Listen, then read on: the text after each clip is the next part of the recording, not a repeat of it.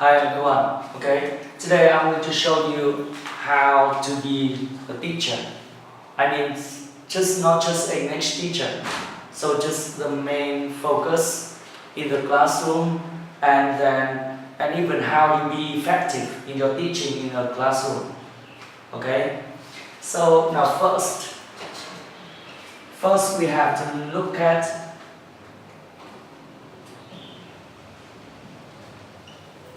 We have to define what is or who is a teacher. So for me, I think I am not a teacher. For me, when I teach, especially I teach languages, I don't think I am a teacher because the result of the students that they can get is not just for me, it's almost from the students. So I feel that I am the helper and maybe the leader for the students. Okay, so it's the way you think. Like if you be a teacher, you will take very big responsibility for the outcome of the students.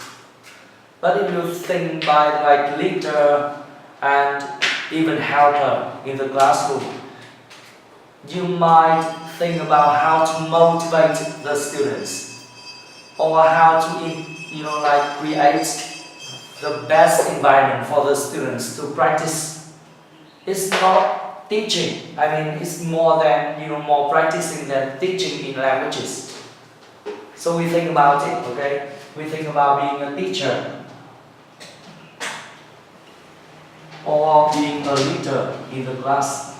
For me, I want to be a leader in the classroom. I don't want to be a teacher.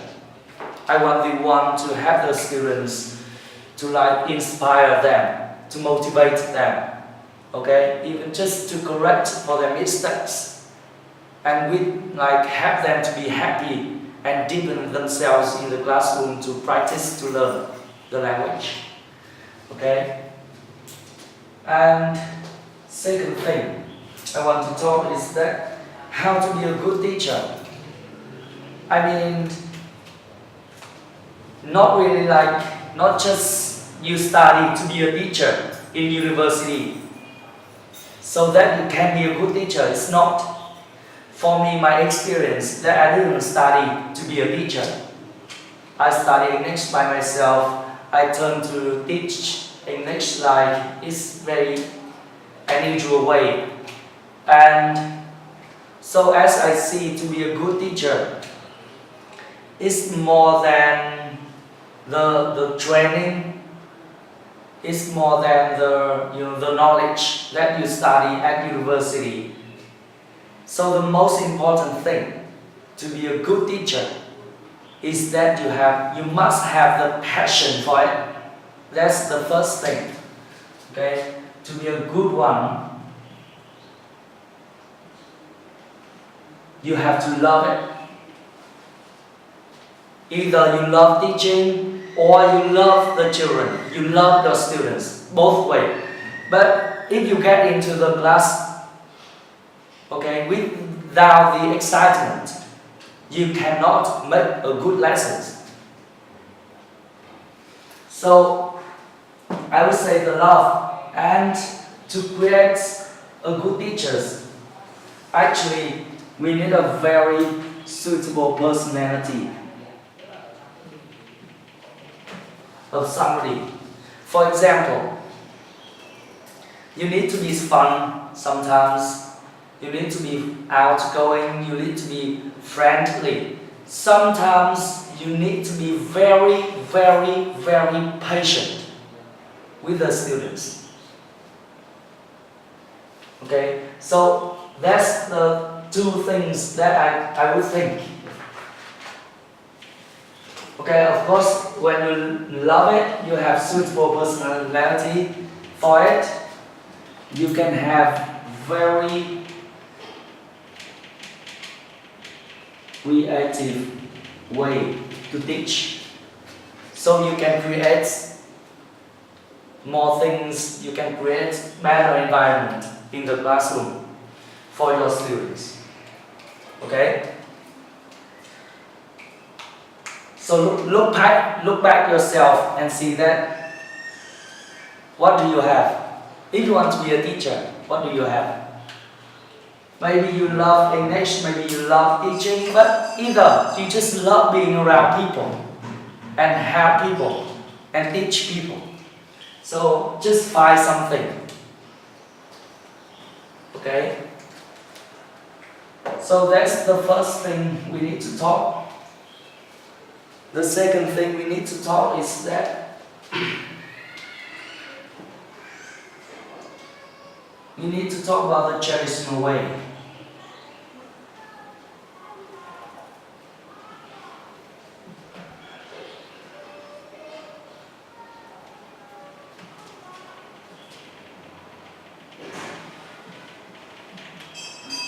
So we need to talk about the traditional way of teaching in Vietnam. Now why? Why Vietnamese students, after over 10 years of studying English, they cannot speak a whole sentence in English? Why? Hiếu, can you tell me why? What do you think?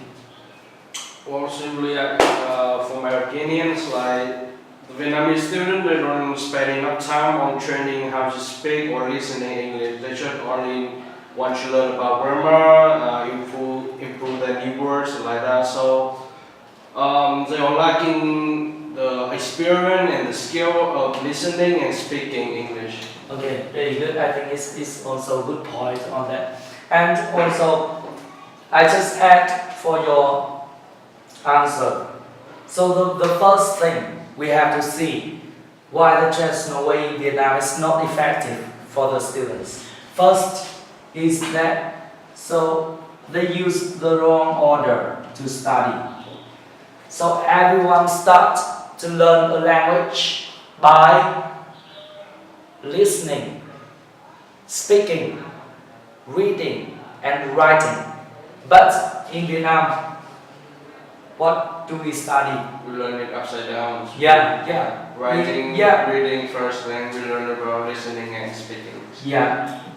Even I don't know your age, but my age, I'm from the countryside. Yeah. I don't really like, I never have been taught, listening and speaking. Never. All what we do in the classroom is fill the gaps. That's all. So first, I think we should talk about the order of learning is wrong. So in Vietnamese way, we do like this, nature way. Actually have to talk down. So everyone start with listening and then speaking, because why? Listening is the input for speaking. Reading is the input for writing. For example, I would say like, if you want to be a singer, but you don't like listening to music, how can you be a good singer? If you don't be a good listener first. If you want to write well, you want to be a writer, but you don't like reading, how? I mean, it's impossible for that. And every baby was born starts by listening, and then after a while, maybe 2 or 3 weeks, they can start talking. And then of course, 5 or 6 years old, they start by reading, and then later on they start writing. So, but in Vietnam, we do the opposite. So in the classroom, we always learn grammar and learn how to write vocab in the correct spelling. But actually, and also one thing, I will talk about why traditional way in Vietnam is not effective. Because for me, to learn anything, you need 4 very basic factors in any kind of learning in life, not just in school. Okay? So, first, I would say motivation of the learners. Secondly, I would say about the method. Third, I would say about the environment. Last one, I would say teacher. So what is the most important thing for somebody to learn a new thing? Hiếu, what do you think? What pushed you to study your English? To study English? What pushed you to do that? From my experience, I think these four factors are equally the same. They are none of them gonna be the most important factor, because if you don't have the motivation, you cannot have the passion, the interest on learning English. But if you have the motivation but you don't know how to learn English, it's gonna be useless. Yeah. And the same with the environment and teachers. Good. For me, okay, so this one is the four factors, the causes of the result when you do everything. So motivation, it means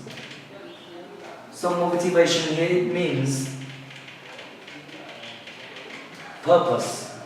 If you don't have your target, you don't know why I am doing it, you never get to the end.